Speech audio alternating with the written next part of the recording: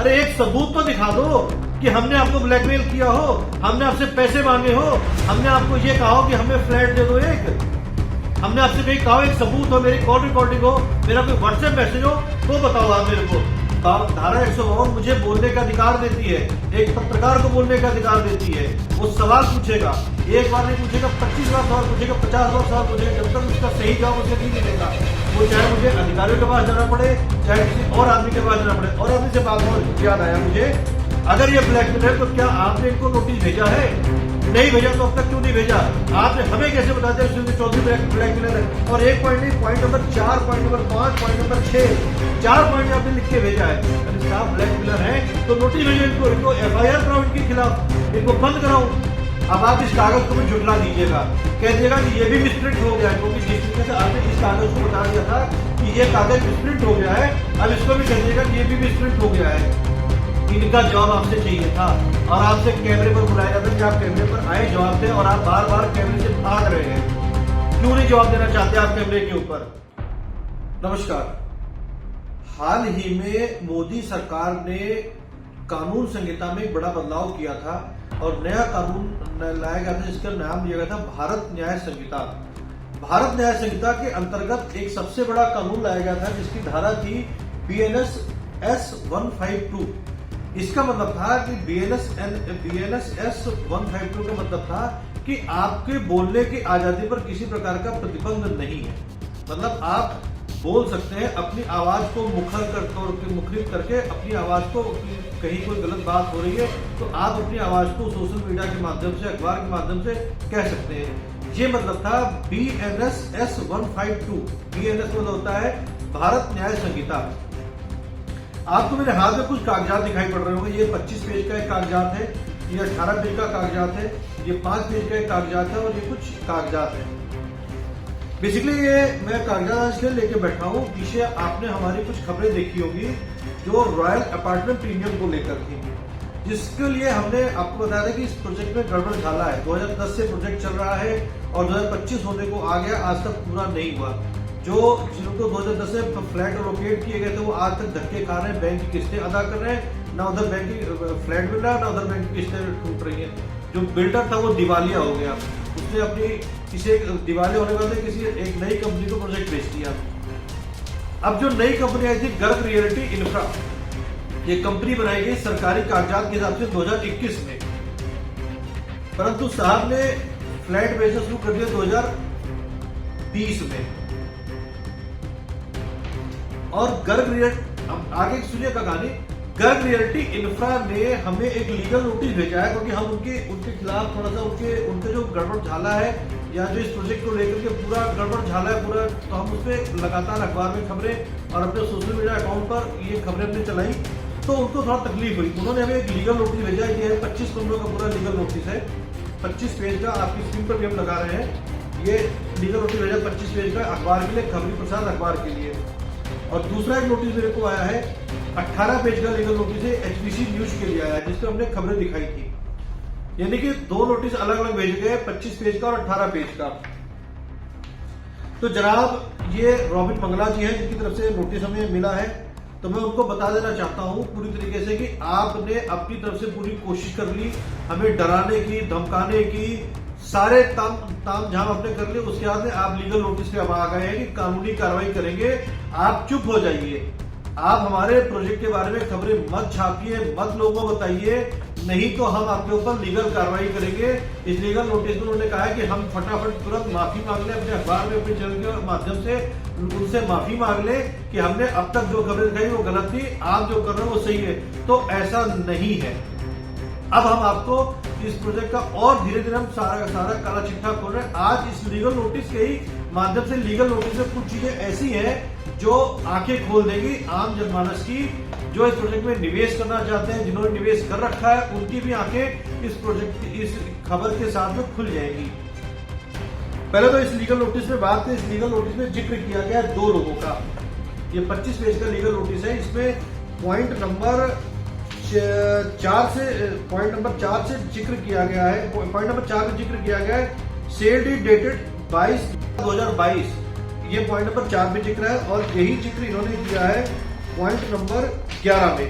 Point number 12 पे मैंने highlight किया है, पॉइंट नंबर 12 को बड़े अच्छे तरीके से हाईलाइट किया है। हाईलाइट का हिस्सा आपके स्क्रीन के ऊपर भी है और लगाया जा रहा है।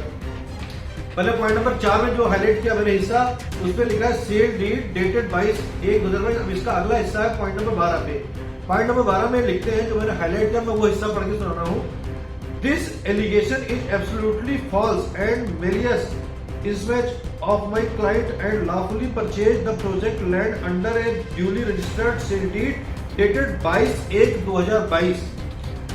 Executive proceed to an approved one-time settlement with Indian Overseas Bank after full discharge of prior liabilities and will express consent of the secured creditor knowing fully something।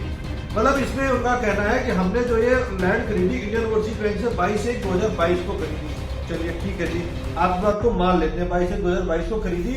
तो जनाब आपने ये लेटर भी गर्व रियल्टी इंफ्रा का है, 2020 का ये लेटर है, 11/8/2020 का।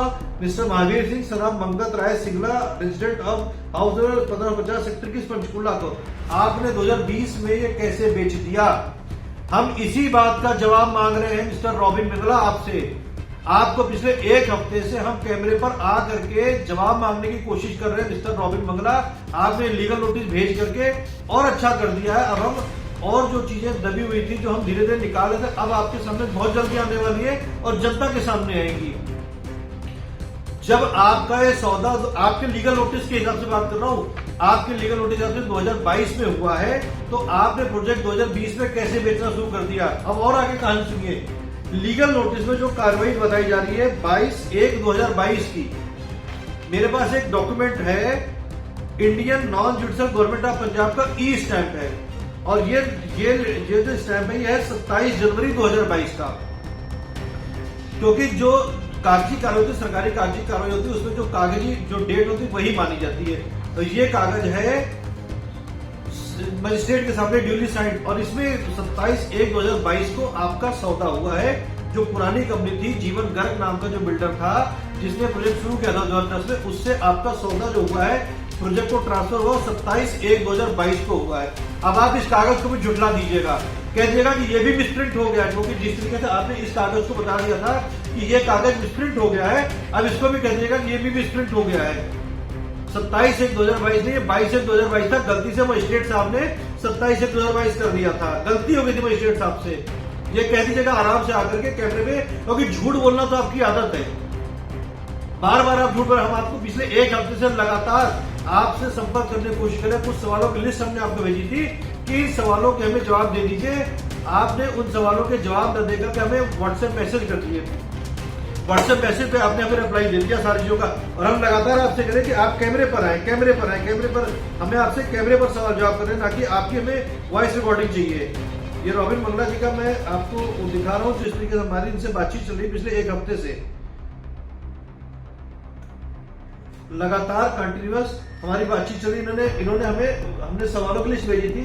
ये 12 सवाल थे, जब हमने लिख के भेजा था इनको कि हमने आपसे सवाल पूछे हैं, आप हमसे सवाल थोड़ी पूछेंगे कि मंगला जी इन्होंने हमने सवाल की लिस्ट भेजी थी कि ये जो सवाल है ये आरोप है आपके ऊपर, आरोपों पे हमने आपसे जवाब मांगा था, ये आरोप है, आप इन पे हमें जवाब दें। हमने लिखा था, हमने लिखा हुआ है ये आरोप, पहले बिक चुके फ्लैट दोबारा क्यों बेचे जा रहे हैं? जो फ्लैट 2010 में बेच दिया गया है, जिस एक व्यक्ति को अलॉट हो गया, वो फ्लैट दोबारा क्यों बेचा जा रहा है? आपको आरोप पे जवाब दे रहा था। अगर आप नहीं बेच रहे तो आप आके कैमरे पे जवाब देते। इस तरीके से करीब 12-13 आरोप हमने इस पे लिखे थे कि आप पर ये आरोप लगाए जा रहे हैं, आप आरोपों पे जवाब देने से बच रहे हैं। और ये हमने भेजा था इनको 23 अगस्त 2025 को और आज 31 अगस्त है। और ये लीगल नोटिस जो हमें भेजा गया है, लीगल नोटिस हमारी मेल आईडी पर, अभी हार्ड कॉपी नहीं आई है, मेल आईडी पर आज तुम्हारे यानी 31 अगस्त है, शुक्रवार यानी कि 29 अगस्त को देर शाम 7 बजे आया है हमारे पास ये लीगल नोटिस मेल के ऊपर, हमारी जो अप्लाई मेल आईडी उसके ऊपर आया है। तो ये 12 जॉब के जवाब न दे करके आपने हमें कॉल रिकॉर्डिंग भेज दी अपनी। जनाब कॉल रिकॉर्डिंग नहीं चाहिए हमें, और हमने लिखा भी आपको बाकायदा, बार बार लिखा जा रहा हमारी तरफ से कि हमें आपसे कैमरे पर सवाल जवाब करने हैं। आपको जो हमने सवाल लिख के भेजे हैं, ये लिखा हुआ हमने उनको, आप चाहे तो उन सवालों के जवाब हमें बाकायदा कैमरे पर लिख करके अपने कैमरे में, आपको अगर तकलीफ हो रही है हमारे को ऑफिस आने में, आपको डर लग रहा है कि कहीं हम ज्यादा और सवाल तगड़े ना पूछ ले, तो हमने ये भी लिखा कि जो सवालों के जवाब हमने आपसे पूछे, जो लिख के भेजे, सिर्फ उन्हीं सवालों के जवाब हमें वीडियो रिकॉर्ड करके भेज दीजिए। आपको उसमें भी डर लग रहा है, क्योंकि कहीं ना कहीं मन में गड़बड़ आपके है, हमारे नहीं है, क्योंकि हम जनता का सवाल पूछ रहे हैं, जनता के सवाल है ये।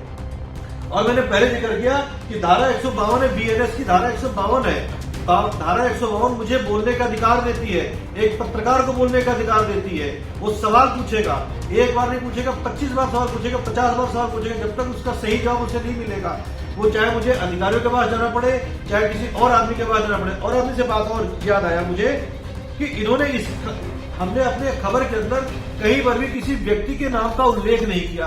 हमने सरकारी अधिकारियों से डॉक्यूमेंट्स हमें उपलब्ध कराएंगे, उन आधारों पर हमने खबर लिखी थी। आपने इस खबर के अंदर जिक्र किया है सुखदेव चौधरी और मिस्टर लित का। पॉइंट नंबर 5 पे, point number 6 sorry, point number 6 में, point number 6, point number 7, point number 8, point number 9, point number 10 और पॉइंट नंबर 11 तक में आपने 2 व्यक्तियों का जिक्र किया, सुखदेव चौधरी और ललित गुप्ता का। इसमें आपने जिक्र किया सुखदेव चौधरी और ललित गुप्ता एक ब्लैकमेलर है। तो साहब ब्लैकमेलर अगर आपको दिखते हैं ब्लैकमेलर, तो नोटिस भेजो उनको, उसका हमारे अखबार से क्या लेना पड़ा। अगर हमने अपने अखबार के अंदर, अपनी किसी खबर के अंदर जिक्र किया हो सुखदेव चौधरी का या ललित गुप्ता का, तो आप बताएं। आपने इस नोटिस में जिक्र किया सुखदेव चौधरी और ललित गुप्ता, अगर ये ब्लैकमेलर, तो क्या आपने इनको नोटिस भेजा है? नहीं भेजा तो अब तक क्यों नहीं भेजा? आपने हमें कैसे बताते हैं सुखदेव चौधरी ब्लैकमेलर है? और एक पॉइंट नहीं, point number 4, point number 5, point number 6, 4 point में आपने लिख के भेजा है। अरे साहब ब्लैकमेलर है तो नोटिस भेजो इनको एफआईआर कराओ इनके खिलाफ, इनको बंद कराओ। क्यों नहीं कराते हो आप? इसका मतलब ब्लैकमेलर वो नहीं है, ब्लैकमेलर आप हैं। क्योंकि और आज मैं खुल के इस बात को कह रहा हूं, इस बात को, क्योंकि गड़बड़ आप कर रहे हो। जो लेटर आपका 2027 जनवरी 2022 को आपका एग्रीमेंट होता है, आप लीगल नोटिस में आपकी टीम भेजती है मुझे 22 जनवरी 2022 में एग्रीमेंट हुआ है। अब ये तो सरकारी कागजात है, आप इसमें भी कहते हैं मिसप्रिंट हो गया था जी, मजिस्ट्रेट साहब से गलती हुई थी, हमने तो 22 तारीख को जो है एग्रीमेंट करा था, मजिस्ट्रेट साहब से गलती हो गई होगी। अब मजिस्ट्रेट साहब कहाँ पढ़े लिखे हो सकते हैं इतने साहब, आप ज्यादा पढ़े लिखे हैं, हो सकता है आपने पता नहीं कहीं पढ़ाई की होगी, फॉरेन से पढ़ाई करी होगी, तो आपको जानकारी होगी कि 27 और 22 में फर्क नहीं होता, कुछ ज्यादा फर्क नहीं है, सरकारी कागजात है। और तो और जब आपने एग्रीमेंट आपका 27 जनवरी 2022 को हुआ है, तो ये 11 अगस्त 2020 को आपने माल के फ्लैट कैसे बेच दिया, इनका जवाब आपसे चाहिए था। और आपसे कैमरे पर बुलाया जाता है कि आप कैमरे पर आए जवाब दें, और आप बार बार कैमरे से भाग रहे हैं। क्यों नहीं जवाब देना चाहते आप कैमरे के ऊपर? और आप हमें कहते हैं कि हम आपको एक्सटॉर्ट कर रहे हैं, ब्लैकमेल कर रहे हैं। आपने इस नोटिस में लिखा हमें कि हम आपको ब्लैकमेल कर रहे हैं। अरे एक सबूत तो दिखा दो कि हमने आपको ब्लैकमेल किया हो, हमने आपसे पैसे मांगे हो, हमने आपको ये कहा हो कि हमें फ्लैट दे दो एक, हमने आपसे कहीं कहा एक सबूत हो, मेरी कॉल रिकॉर्डिंग हो, मेरा कोई व्हाट्सएप मैसेज हो, तो बताओ आप मेरे को। आपने मेरे को लिखा है ना कि हमने आपको ब्लैकमेल किया है, कहीं से सबूत है तो सबूत मांगूंगा।